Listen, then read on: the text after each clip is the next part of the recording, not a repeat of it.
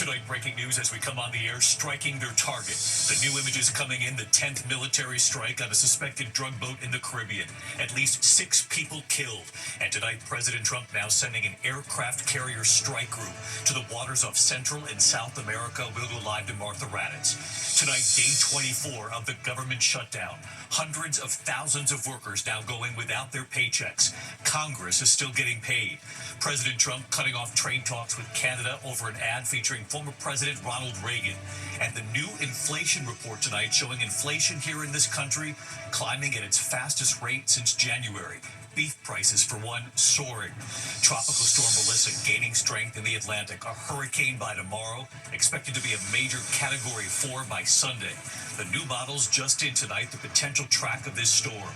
The alarming scene outside a Coast Guard base. Police opening fire during a protest, a U-Haul truck backing up into the gate. It comes after jarring images showing a minister hit in the face by a flashbang. A National Guard plane coming down across a highway, hitting power lines and crashing.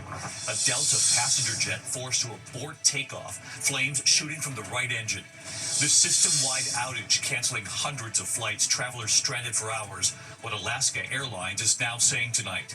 New York Attorney General Letitia James pleading not guilty tonight, accusing the Justice Department of being, quote, used as a tool of revenge. Here in New York City, the heated race for mayor, one day after Andrew Cuomo laughed after a radio host said Zohran Mamdani would cheer if there was another 9/11. Tonight, Mamdani, before the cameras, responding. His personal and at times emotional message for voters here. Tonight in Boston, there's been a deadly crane collapse. At least 2 people have been killed. This evening, the recall, the popular wipes now being recalled because of a possible risk of serious infection. And tonight, you'll see it, the extraordinary rescue. The mom who jumped in to help save nearly 24 children. Just moments later, the bus engulfed in flames. Her bravery, our person of the week. From ABC News World Headquarters in New York, this is World News Tonight with David Muir. Good evening. Will you begin tonight with the breaking news? The Trump administration ramping up its military crackdown on suspected drug boats heading into the U.S. A huge escalation in this operation. The Pentagon now deploying an entire aircraft carrier strike group to the waters off Central and South America. The move coming hours after Secretary Pete Hegseth posted new video showing the latest strike on an alleged drug boat in the Caribbean. At least 6 people killed. The boat was off of Venezuela. It's the 3rd such attack this week, the 10th since the operation began last month. Now the U.S. military is sending the USS Gerald Ford carrier group to the region, thousands of U.S. troops on board. ABC's Martha Raddatz leading us off tonight. Tonight, a U.S. aircraft carrier and multiple warships now steaming towards the Caribbean. A dramatic escalation in what President Trump calls his war on drug cartels. This as a deadly new airstrike obliterated a suspected drug boat. Secretary Pete Hegseth posting video of that overnight attack, the boat taking a direct hit, exploding in flames. Hegseth saying at least 6 people were killed, claiming without evidence the boat was being operated by Tren de Aragua, a designated terrorist organization. It's the 10th known military attack on alleged drug boats, including 2 in the eastern Pacific Ocean off Central America. And tonight, the orders for that new, ferocious show of force. The USS Ford carrier strike group heading to the region.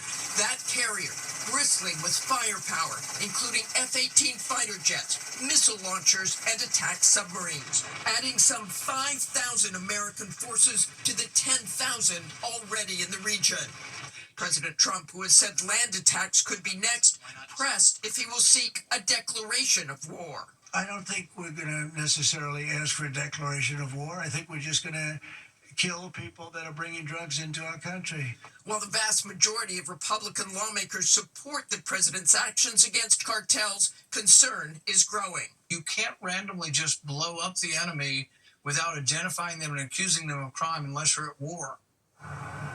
David, we have seen these airstrikes again and again on these boats the administration says are carrying drugs, but President Trump is now threatening land strikes on drug cartels, which those fighter jets on the carrier are fully capable of carrying out. David? Martha Raddatz leading us off on a Friday night. Martha, thank you. Tonight, day 24 of this government shutdown. Hundreds of thousands of workers now going without their paychecks. And tonight, the new inflation report showing inflation in this country rising at its fastest pace since last January, up 3% last month compared to a year ago. Prices rising, beef prices soaring. Economists say the tariffs are partly to blame. And tonight, President Trump cutting off trade talks with Canada over an ad featuring Ronald Reagan. What he says in the ad. Here's Elizabeth Schulze tonight. Tonight, President Trump abruptly launching a new trade war with Canada, declaring all trade negotiations with Canada are hereby terminated. The president infuriated by this ad produced by the province of Ontario, which uses the words of former President Ronald Reagan. High tariffs inevitably lead to retaliation by foreign countries and the triggering of fierce trade wars. Trump posting accusing Canada of trying to illegally influence the United States Supreme Court, which is set to hear arguments in 2 weeks on whether the president's sweeping tariffs are constitutional. Canada's Prime Minister sounding resigned. We can't control the trade policy of the United States. Trump's tariffs are now beginning to affect the prices we pay for everything from furniture to clothes to groceries. A new government report shows inflation is picking up, prices increasing 3% from last year. The typical American household is now spending an extra $208 per month. Trina Duda, a mother of a second grader, says she's feeling it. This gallon of milk is $2 more than it was. Like a month ago. Yeah. At the grocery store, tariffs are hitting imported foods. Coffee prices surging 41% in the past year. Lettuce up 21%. Sirloin steak up 20%. How much do you pay for your groceries today? $55. More or less than last month? Maybe 5 or 10% more. That's a pretty big difference. Yeah, I'm not happy with it. It comes as the government shutdown drags into day 24 with no end in sight. Today, more than 500,000 workers missed their first full paycheck, many of them employees at the Pentagon, HHS, and the VA. Another 700,000 plus people will miss their first full paycheck next week. At this food bank in Alexandria, Virginia, a furloughed worker at the Department of Defense telling us that she feels like a pawn in the game. This distribution's happening every Friday as long as the government shutdown happens. Furious that lawmakers are getting their paychecks, but she's not. They need to go without a paycheck. They need to get low on food so they can understand what we're dealing with. It's not fair. It's just not fair. David, again, this is day 24 of the government shutdown, and right now Republicans and Democrats don't even seem to be talking to each other. President Trump leaves tonight for a summit in Asia. David? And as you point out, these American workers fully aware Congress is still getting paid. Elizabeth, thank you. Tonight we're keeping a close watch on Tropical Storm Melissa gaining strength in the Atlantic, set to become a hurricane by tomorrow and a major Category 4 hurricane by Sunday night. Jamaica bracing for flooding, mudslides, power outages. The storm already deadly tonight. Heavy rain and flooding in Haiti and the Dominican Republic. And tonight the new models are in here, the potential path from there. Let's get right to Chief Meteorologist Lee Goldberg of WABC with us again tonight. Hi, Lee. David, a sobering update from the Hurricane Center tonight because the new forecast track is really a worst-case scenario for Jamaica. Melissa's been strengthening today, a 65-mile-an-hour storm. You can see thunderstorms tightening around the center, a sign of strengthening. But now it's going to become a hurricane tomorrow, likely rapidly intensify on Sunday on a major hurricane, and a track that goes near or right over Jamaica Monday into Tuesday. Devastating impact, and then over to Cuba after that. It's moving so slowly that it'll dump fire hoses of rain over parts of Hispaniola and Jamaica, catastrophic flooding, landslides, and destructive winds. We could be measuring the rain in feet in parts of Haiti and Jamaica. Into Wednesday and Thursday of next week, finally the storm goes over Cuba into the Bahamas and then out in the Atlantic. We're covering it all weekend long. David? Monster of a storm. Lee Goldberg, thank you.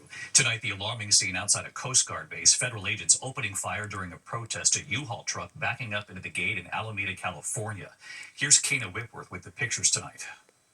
This is the Coast Guard. This is the moment federal agents open fire on a U-Haul backing up toward them before speeding away from this Coast Guard base near San Francisco. Is anyone injured?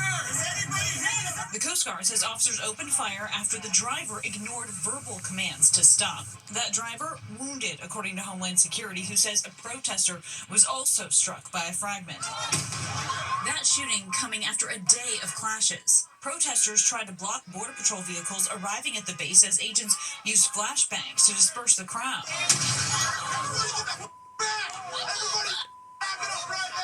DHS says protesters attacked and were given a warning to clear the street, but refused to move. A pastor seen here standing with a sign when an agent fires a flashbang from just a few feet away. A minister, helped by others at the scene. I obviously was shocked with whatever that Border Patrol had to break into the face. And I came to say we're here in peace and he didn't care. Yesterday, President Trump called off a planned surge of agents to San Francisco, at least for now. But this week, clashes escalating in cities like New York and Chicago, where Border Patrol Chief Greg Bovino was seen allegedly hurling a tear gas canister. A judge ordering him to appear in court over the use of force. Today, the Department of Homeland Security defending his action, saying the chief had been hit in the head by protesters launching commercial fireworks. And David, while authorities tell us the incident at the California Coast Guard base is isolated, they say it also highlights an increase in claims of vehicle ramming attacks against federal agents. And the suspect in this case has now been released from the hospital and is in custody. David. Kana Whitworth with us. Kana, thank you. Tonight, New York Attorney General Letitia James pleading not guilty to federal charges, one of President Trump's top targets. And tonight, what she's now saying, accusing the president of using the Justice Department as a tool of revenge. Here's Pierre Thomas now. Tonight, a defiant New York Attorney General Letitia James pleading not guilty to federal charges after President Trump urged his Justice Department to go after her. So there's no fear today. No fear. No fear. No fear. No fear. Because I believe that justice will rain down like water and righteousness like a mighty stream.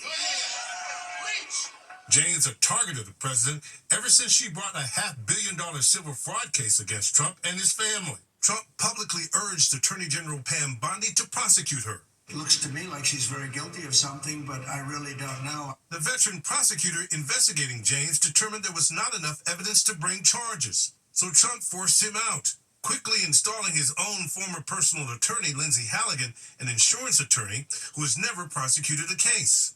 Halligan convinced the grand jury to indict James on 2 counts related to alleged mortgage fraud.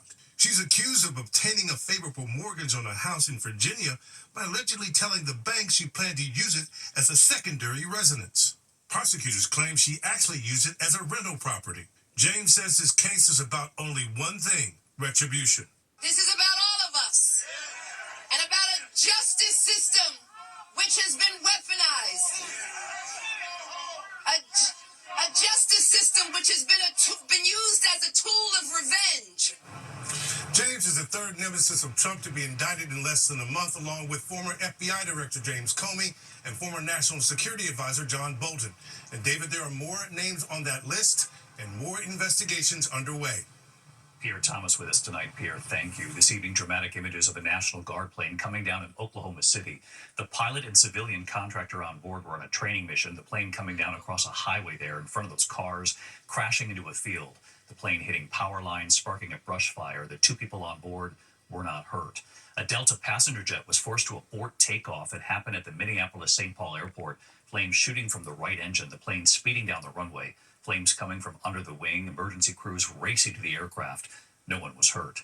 And tonight, Alaska Airlines working to get back on schedule now following a system-wide IT outage, canceling more than 400 flights across the U.S., the sudden ground stop, stranding thousands of passengers for hours. The airline says it's working to get passengers to their destinations as quickly as possible. In New York City tonight, the heated race for mayor turning personal. One day after Andrew Cuomo laughed after a radio host said Zohran Mamdani would cheer if there was another 9/11, tonight Mamdani coming before the cameras to respond. His personal and at times emotional message for the voters. Here's Trevor Ault. Tonight in an emotional speech, Assemblyman Zohran Mamdani, the frontrunner in the race for New York City mayor, declaring that despite recent attacks from his opponents, he will not run from his Muslim faith, pointing out 1 million Muslims live in this city. They are New Yorkers like everyone else. Will we remain in the shadows? Or will we together step into the light? Mamdani responding to this moment, his rival, former Governor Andrew Cuomo, laughing when a radio host said Mamdani would likely cheer on another 9/11 attack. God forbid another 9/11. Can you imagine Mamdani in the seat? Yeah, I could. He'd be cheering. It's another problem. But can you imagine that? Today, Mamdani calling out those comments. Yesterday, Andrew Cuomo laughed and agreed when a radio host said that I would cheer another 9/11. Saying New York Muslims had been forced to live in the shadows. The dream of every Muslim is simply be treated the same as any other New Yorker. And yet for too long, we have been told to ask for less than that and to be satisfied with whatever little we receive. No more. Hours later, Cuomo firing back, accusing Mamdani of dividing people, calling him an actor and citing his outspoken views on the war between Israel and Hamas. He is not the victim. He is the offender. Mamdani insisting he will stay true to himself. There are 12 days remaining until Election Day. I will be a Muslim man in New York City each of those 12 days and every day that follows after that. I will not change who I am, how I eat, or the faith that I am proud to call my own. Hey, and David, after months of waiting today, House Minority Leader Hakeem Jeffries, who's from New York, endorsed Zohran Mamdani. The election's now less than 2 weeks away. David, Trevor O. On the mayoral race, Trevor, thanks. Tonight, amid that new inflation report showing prices rising at the fastest pace since last January, the stock market finishing the week at an all-time high. The Dow gaining 472 points, closing about 47,000 for the first time ever. A new record for the NASDAQ as well, up 263 points, closing at 23,204. The S&P 500 adding 53 points, closing at a record 6791. When we come back on a Friday night, the images coming in, there's been a deadly crane collapse. The crane coming down near Boston, at least 2 dead tonight, what we know so far. Also ahead, the extraordinary rescue, the mom who jumped in to get 22 children off a school bus when she saw it was on fire. The bus then engulfed in flames. In a moment here. A deadly crane collapse outside Boston. The pictures here, the massive crane coming down at a dockyard in Everett this afternoon. Aerial pictures show the crane across the dock there, partially leaning right into the water. Authorities say 2 workers were killed. There's no word yet tonight on what caused this collapse. When we come back here, the recall tonight, some popular wipes being recalled now because of risk of possible infection. And that bus engulfed in flames moments after a mom helped get 22 children off the bus. And you'll see it in a moment. To the index of other news, Neutrogena tonight recalling makeup remover wipes due to an infection risk. Neutrogena recalling its ultra soft cleansing towelettes in packs of 25 and 50. The FDA tonight saying the wipes may be contaminated with a bacteria that could cause serious infections, including sepsis. The recall affects 1,300 cases of these wipes shipped to Texas, South Carolina, Georgia, and Florida. When we come back tonight, the school bus on fire, the mom who jumped in to help get 22 children off, and what happened just moments later. We already know moms are brave, but this was quite something. Our person of the week. Tonight in East Bethel, Minnesota, just outside Minneapolis, an entire community grateful for a mother who saw something was wrong and immediately acted. Mom Carrie Thorpe walking out her front door as the school bus was pulling up. Her 6-year-old daughter, Oakland, coming home from kindergarten. The bus packed with children, 22 in all. Immediately, that mom notices a fire under the front right tire. The family's doorbell cam capturing the entire thing. As her daughter steps off the bus, that mom alerts the bus driver, pointing to the fire. She then runs to the bus door to help get the rest of the children off that bus, telling them all to run up the driveway to her front porch. The children, of course, frightened with their backpacks still on, huddling on the front porch, smoke now billowing from the front of the bus. The mom and the bus driver then moving them even further away, and then a minute later, the front of the bus engulfed in flames. And then an explosion. Firefighters racing to the neighborhood, putting out the flames, melting the bus, the tires, all of the children okay. The school, East Bethel Elementary, later gathering the children and thanking that mom and the bus driver. And right here tonight, good evening, David. That brave mother, Carrie Thorpe, from her front porch, the mom who saw something and acted. It's a constant reminder to stay aware of what is happening around you, to always look up, to always have your eyes forward. It is truly about the community we have here that came together to help these children out who are frightened, scared, and we just wanted to keep them safe. And you did. So we choose that mom, Carrie Thorpe. Incredible. I'll see you Monday. Good night.